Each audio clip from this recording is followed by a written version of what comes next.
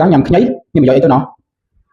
បងប្អូនសួរខ្ញុំអំពីខ្ញីឲ្យខ្ញុំបកស្រាយ Case study ដែលមានអ្នកចូលរួម 40000 អ្នកជាងបានបញ្ចប់នៅខែ1ឆ្នាំ 2025 បាននិយាយថាការញ៉ាំខ្ញីជួយទៅដល់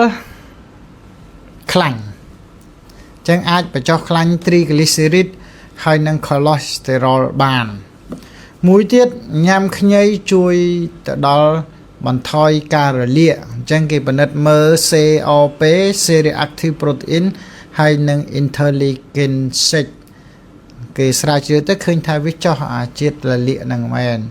មួយទៀតគឺវាមានជាតិ antioxidant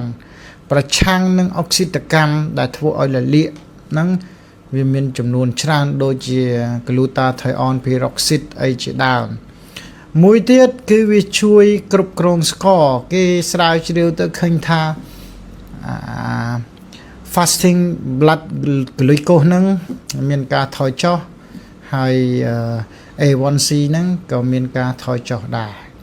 ចំណាំខ្ញុំធ្លាប់និយាយវីដេអូមុនការញ៉ាំការ៉ុតត្រូវការខ្លាញ់សត្វឬក៏ខ្លាញ់រុក្ខជាតិដើម្បីរុញវាចូលទៅក្នុងកោសិកាទាញវីតាមីនទៅហើយនឹងល្មៀតត្រូវការខ្លាញ់ឬក៏ទឹកដោះគោដែលមានជាតិខ្លាញ់ហ្នឹងរុញចូលកោសិកាក៏ប៉ុន្តែខ្ញីនេះគឺមានជាតិ gingerol ហ្នឹងគឺវាអត់មានត្រូវការប្រភេទខ្លាញ់ដើម្បីរុញវាឲ្យចូលកោសិកាទេគឺវាអាចរលាយក្នុងទឹកបានល្អគ្រប់គ្រាន់ដើម្បីរុញវាចូលទៅក្នុងកោសិកាចឹងខ្ញីមានផលប្រយោជន៍ក៏ប៉ុន្តែកុំញ៉ាំច្រើនពេកលើសដោះអ្នកណាដែលមិនត្រូវញ៉ាំពួកអ្នកដែលតបៅកាពះអ៊ីរីតេម៉ាកាពះអ្នកមានកាពះធ្ងន់ធ្ងរឬក៏រលាកពោះវៀនអីធ្ងន់ធ្ងរហ្នឹងយើងកុំប្រើតែបើសិនជាអ្នកគាត់ថា dyspepsia មានន័យថាពិបាករំលាយអាហារខ្ញីទៅជួយរំលាយអាហារ